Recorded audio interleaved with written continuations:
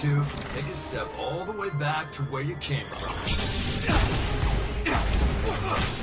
Thunderbolts, Marvel's Suicide Squad origin explored. Whether you're a new fan of the Marvel Universe or have been around for a while, there is a slim chance that you haven't heard of the Thunderbolts. A superhero team made up of supervillains is probably the best way to summarize them, and soon enough, these words of sin will be making their debut on the big screen. Ever since Marvel announced the Thunderbolts film, fans have been going crazy over the possible characters they might get to witness. One of the more apparent bets is Baron Zemo, along with US Agent and Yelena Belove. But also, you might just get to see the Winter Soldier Agatha Harkness and other characters from the comics. The Marvel Cinematic Universe is quite famous for its Easter eggs and end credits, which have hinted at the Thunderbolts for a while now. It is only a matter of time until we find out what precisely the plot of this movie will be and the characters that will appear in it. But until then, here's everything you need to know about them, from their first appearance to their origins, and where you can read more about them. We'll take you through a thrill ride in this video. Let's begin, shall we? Before we go into our explanation,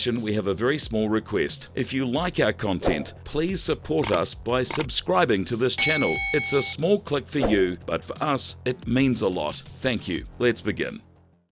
Who are Thunderbolts? The Thunderbolts first appeared in the Incredible Hulk comic issue 449, which was published in 1997. The comic begins with the Hulk and Janice Jones being struck by a missile. Janice is about to suffer a fatal fall, but she's saved by an armored man. As it happens, this was Mark I, the first member of Thunderbolts that we were introduced to in this comic. Instead of thanking him, she attacks him with her staff. Meanwhile, the Hulk has to deal with the rest of the Thunderbolts, including Meteorite, Techno, Atlas, and Songbird, who introduce themselves as a new superhero team, calling themselves the Thunderbolts. They warn Hulk, asking him to surrender, and much to their surprise, he does so without putting up a fight. Songbird uses her powers to form a cage around Hulk, trapping him there. This is when Meteorite approaches Hulk, establishing that they have a history, although not much is revealed about it in this particular comic issue. Meteorite orders Hulk to lower his arms, but he doesn't, not talking to her. It doesn't take long for Meteorite to give up and call Citizen V their team leader. Meanwhile, the battle between Mark I and Janice doesn't last very long as he flees away, but Janice is far too curious and knows he's up to no good, so she decides to follow him. On the other hand, Hulk is still trapped in his cage, unwilling to talk to anyone or give away any information, as the Thunderbolts try to figure out what they need to do next, all the while waiting for their leader. Citizen V arrives just in time, heading straight to Hulk and introducing himself, trying to get Hulk to open up. This is when Hulk finally shows a glimpse of the true extent of his powers, admitting that he was waiting for the whole team to get together. He breaks his cage without much trouble. However, he's struck by one of Mark I's missiles and he crashes near a dam, and the Thunderbolts are hot on his trail. As they catch up to the Hulk, Janice arrives, serving as a helping hand to him. Janice and Hulk decide to divide and conquer. As Janice takes on Mark I and Meteorite, Hulk takes on Atlas and Techno. If Hulk was angry now, he was only about to get angrier when Techno and Atlas tried to convince him that they were working towards saving innocent people. This triggers Hulk, which leads him to smash open the dam, which floods the entire city below. The Thunderbolts don't have much of an option, as they make their way into the town and start to save the people from drowning, giving Hulk and Janice a window to escape. One would think that the Thunderbolts would follow Hulk and Janice, but instead, Citizen V asks them to prioritize, leaving them alone for the moment at least. Although this comic introduces the Thunderbolts, we learn very little about their powers and what they are capable of doing. Nevertheless, they make for an exciting addition to the comic series and the Marvel comics as a whole. However, the comic book that introduces the Thunderbolts and serves as one of the comics with the best plot twists in the franchise's history is Thunderbolts Volume 1, Issue 1. The comic begins with a news reporter, Megan McLaren, who is seen standing in a ruined neighborhood behind her her as she explains the loss and suffering that took place there. What was once a thriving, bustling neighborhood full of life and hope, filled with men, women and children, has now turned into a graveyard of bodies and their belongings, dumped in what looked like humanity's tomb. The rescue workers have tried and put their best foot forward to recover bodies while also hoping to find some survivors. However, the work is slow and the cleanup isn't expected to be completed within a few months at least, and these numbers only explain the damage that was caused.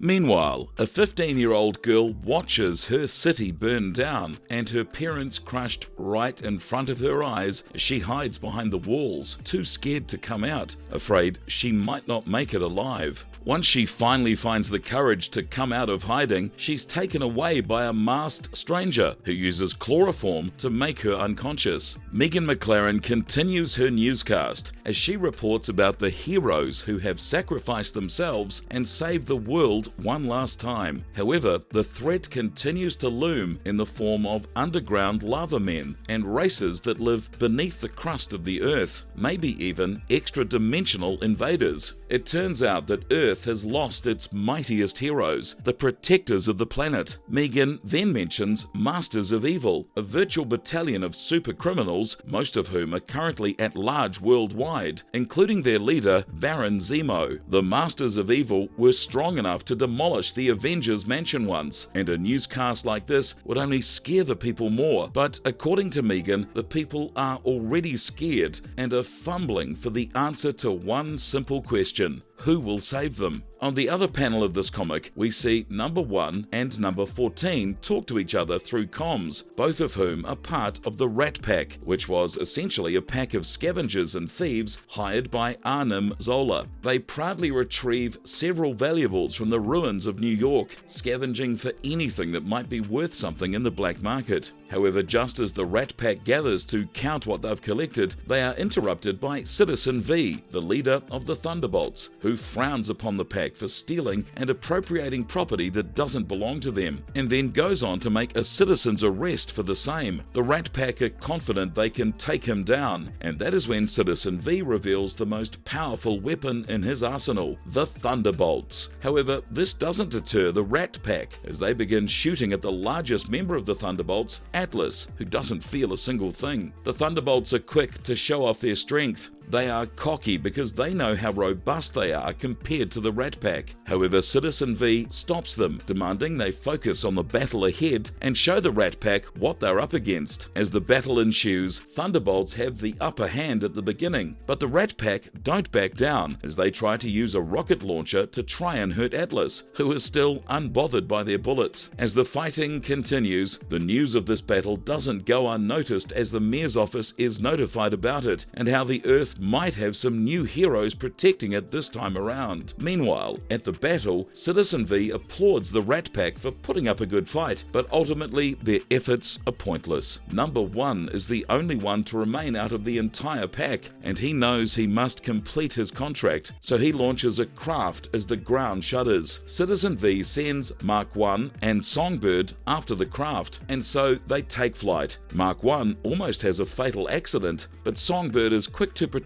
him as she forms a shield around him, caging him. Meanwhile, the rest of the pack isn't doing too well, and after number 1 has completed his mission, he tries to escape. But Citizen V gets hold of him, making him surrender as he calls out for the rest of the Rat Pack. However, the surrender was only a trick, as the whole place was covered with tunnels, and the entire pack, or what was left, escaped into these tunnels, with the entrances rigged with explosives. The team is disappointed, but Citizen V assures them that what is important is the fact that the Thunderbolts have made themselves known as the protectors of the city. The Thunderbolts head back to their base, where Techno complains that superhero teams don't live in garbage dumps like these, and Citizen V tries to make him understand that they do not have the funding for a high-tech base. Techno protests again, but one look from his leader is enough to shut him up. Meanwhile, Mark I takes this opportunity to thank Songbird for saving his life earlier. While she appreciates his thanks, she also expresses her concern about not being good enough despite all the practice. But Mark I is quick to reassure her and offers to teach her some combat maneuvers. While they do that, Meteorite decides to check in on the others, starting with Atlas, who complains about Techno, but Meteorite tells him to focus on his job. Citizen V and she will take care of the other things, more importantly, the big picture. Atlas might be sulking, but Techno wasn't, as his little robot gets him a can of beer, immediately angering Meteorite, who is offered a drink by the robot. It is then revealed that the news helicopter saw the team return to their location, and there were people now at the headquarters. Citizen V asks Meteorite to call the team together. Curious reporters hound the team as they step outside, asking several questions simultaneously. Citizen V takes it upon himself to introduce the Thunderbolts, clarifying that they have no government conditions and are merely volunteers who protect innocent people. He wouldn't call them heroes. Citizen V also introduces every team member, opening the floor for questions. As the questions flow, they clarify that they could never replace the Avengers and admit that Earth suffered a great loss. Meteorite talks about how this is a dangerous world for men and women, and that she has taken this job to try and keep them safe from all dangers. Citizen V also quotes a poem by Thomas Randolph, which explains why they were called Thunderbolts, and covers the title of this comic. He explains that the Earth has more experienced heroes who seem busy, according to the tabloids, which led to the creation of the Thunderbolts. However, they have no intention of trying to replace anyone. They begin conducting individual interviews with the team members, but soon enough, someone makes them aware of a Rat Pack sighting, and just like that, the Thunderbolts snapped into action, making their way to where the pack might be. However, this time, the Rat Pack are more prepared, but Citizen V is almost too sure that this is an entire trap, and they have to be one step ahead. As the action begins, there's a buzz all over the city, people comparing Atlas to Thor, and the mayor's office knowing that the Thunderbolts will be the next big thing. New York was excited once again. Meanwhile, the Thunderbolts continue their mission, chasing the Rat Pack out of Manhattan, when we witness the Wrecking Crew, a team of 4 supervillains who are clearly unhappy with the Thunderbolts' involvement in the city and ready to take the Thunderbolts down. Now the Wrecking Crew attacks Thunderbolts, but they're quick on their feet with punches and comebacks as another battle ensues, making it a rather eventful day for New York. The tourists are entertained. The new cameras are taking pictures and sending them back to the station, and for once, someone was able to affect Atlas in the middle of a fight. The Wrecking Crew threaten to bring the entire Statue of Liberty down if the Thunderbolts don't surrender, knowing its importance. But just in time, Mark I puts his skills to use by using knockout gas, and Songbird cages their heads so the gas can go nowhere but in their lungs. Meanwhile, Atlas starts growing bigger. It is the biggest he has ever been in front of his team, ready to go after the one member of the Wrecking Crew who wasn't attacked by the gas and the cage. The Thunderbolts had won, and the whole city was cheering for them. They finally have some time to debrief as Dallas Reardon approaches them from the mayor's office, who will eventually play an important role. She's here to thank the team on behalf of the mayor for saving the city, whilst also catching Atlas's eye.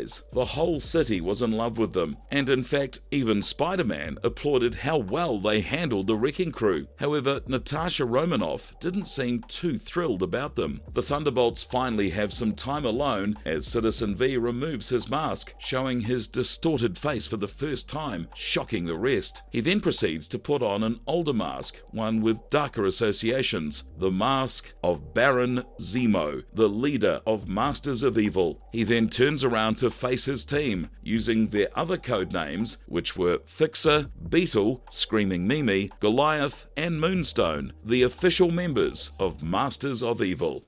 You jealous someone's getting more attention than you?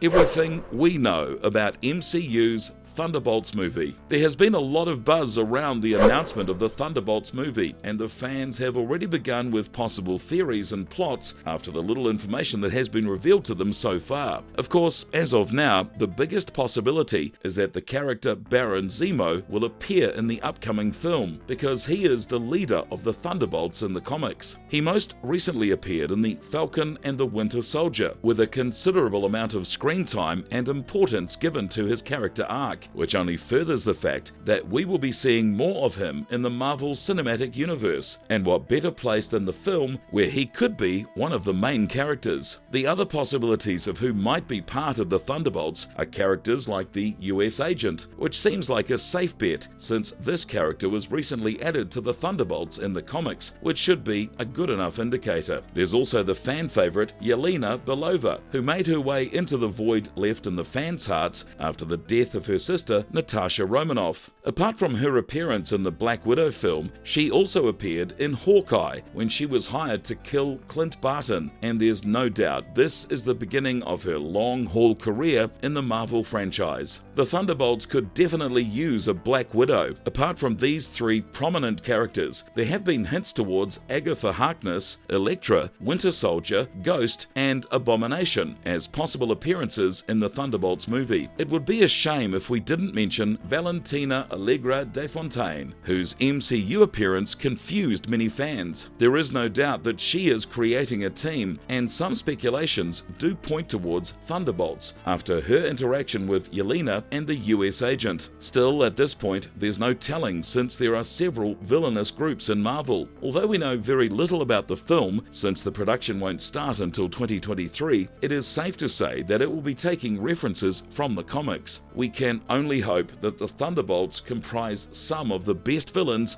and some heroes turned into villains.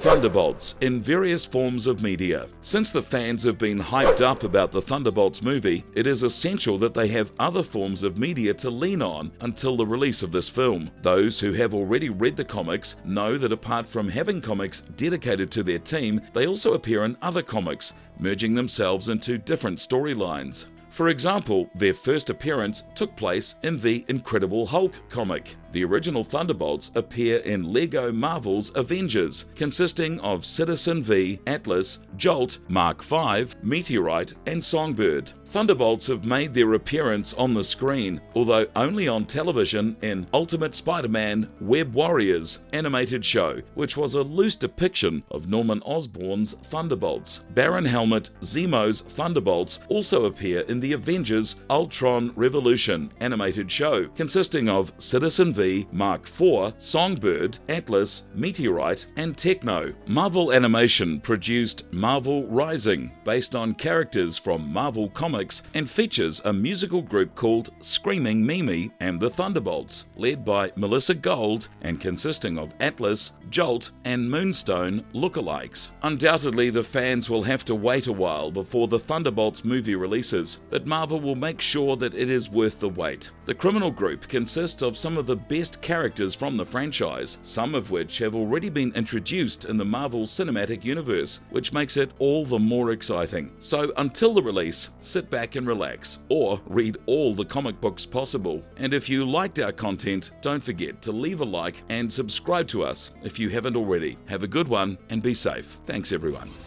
You know what? We're done playing these parts. It's time to live these parts.